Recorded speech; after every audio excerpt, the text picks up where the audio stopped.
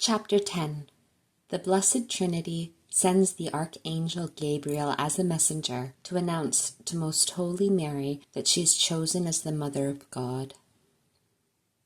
For infinite ages had been appointed the convenient hour and time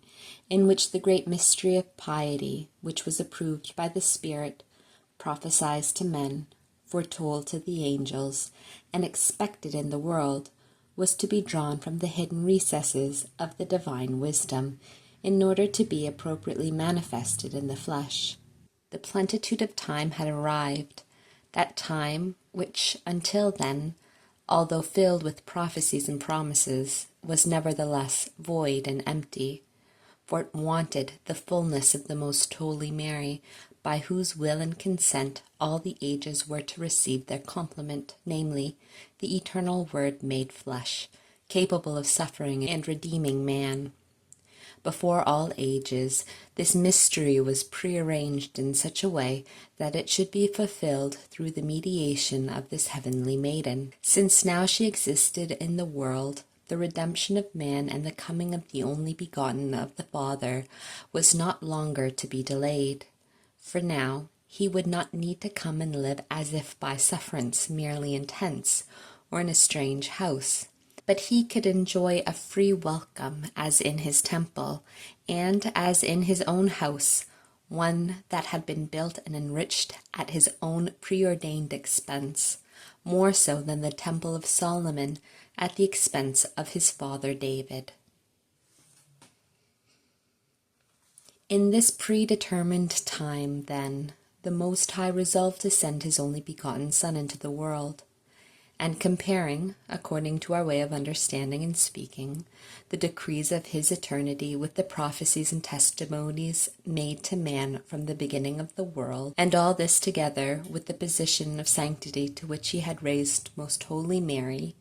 he judged that all the circumstances were favorable for the exaltation of his holy name, and that the execution of his eternal will and decree should be made manifest to the angels, and be commenced by them.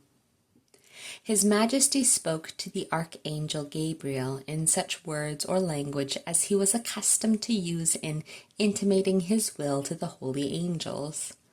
Although God usually illumines the Holy Spirits by commencing with the higher angels, who in turn purify and illumine the others in their order down to the least among them, thus making known the revelations of the divinity. Yet, on this occasion, this usage was not maintained, for the holy Archangel received his message immediately from the mouth of God. At the bidding of the divine will, the holy Gabriel presented himself at the foot of the throne, intent upon the immutable essence of the Most High.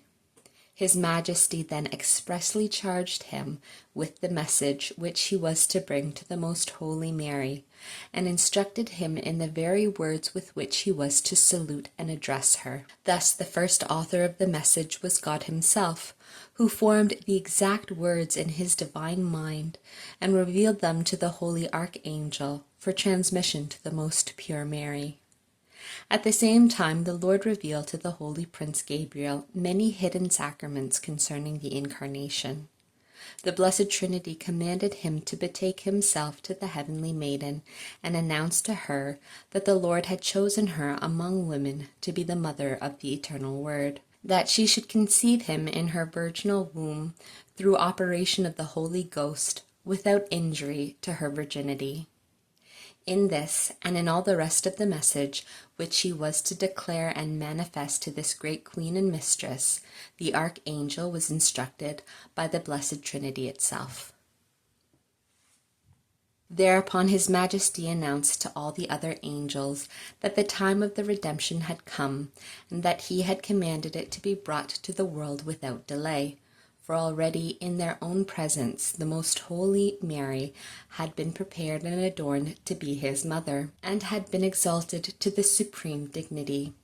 The heavenly spirits heard the voice of their Creator, and with incomparable joy and thanksgiving for the fulfillment of his eternal and perfect will, they intoned new canticles of praise, repeating therein that hymn of Zion.